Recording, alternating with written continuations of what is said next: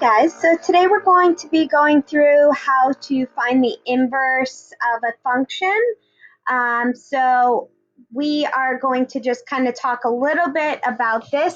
So the first step to finding an inverse is we're going to switch x and y and we're going to solve for y. We use the notation y raised to the -1 to represent the inverse as like our final answer. Instead of saying y equals, we're going to say y to the -1 to represent the inverse.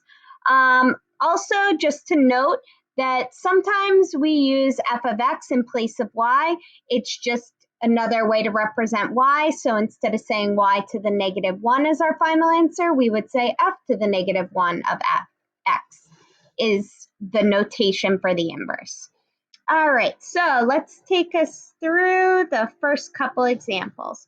So for example 1, to find the inverse, we're going to switch the x and y. So it's going to be x equals 2y plus 3. Okay, so all we do is literally just switch the variables. And now we're going to solve for y. So we want to get the y by itself. This is kind of the same process that we've done for getting things into slope-intercept form, getting that y by itself. So we minus 3, and we have x minus 3 equals 2y. And then we're going to divide both sides by 2. So we get y equals x minus 3 over 2. And that's my final answer. So I say that's the inverse by putting a little -1 as the exponent. All right, next one, same idea. We've got f of x equals 5 over 3x minus 2. So that f of x is technically saying y equals 5/3 x minus 2. So we're going to switch the x and y. So it's going to be x equals 5/3 y minus 2. Okay? So first step is we're going to add 2. So we get x plus 2 equals 5/3 y. Then we want to get rid of the dividing by 3, so we're going to multiply by 3. Multiply both sides by 3. So we have 5y on the right-hand side, and on the left-hand side, after multiplying both things by 3, we're going to get,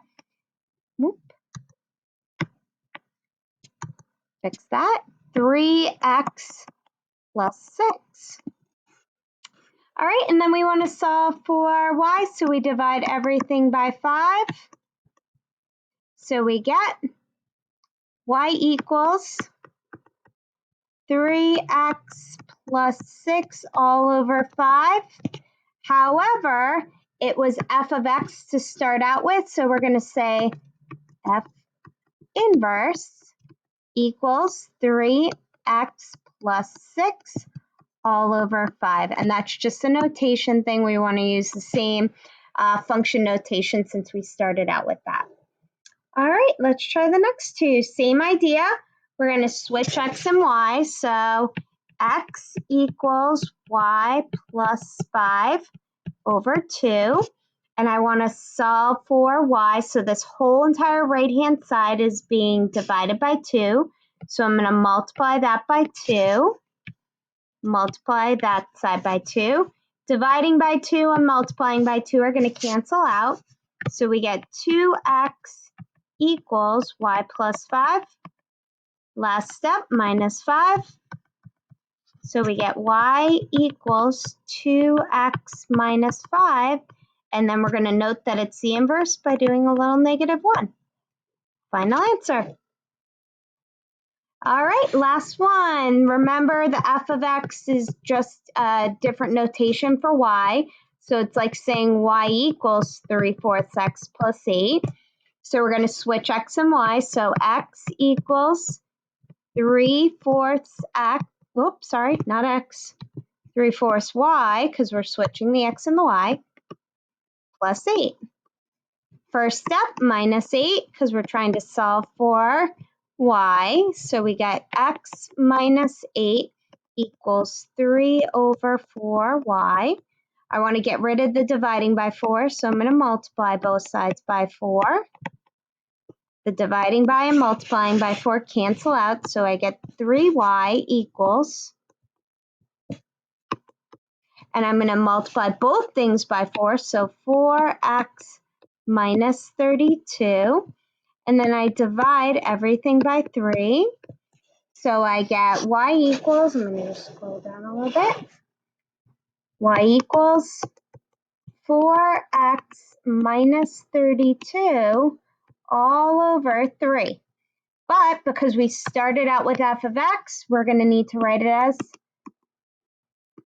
function notation. F inverse equals 4x minus 32 all over 3.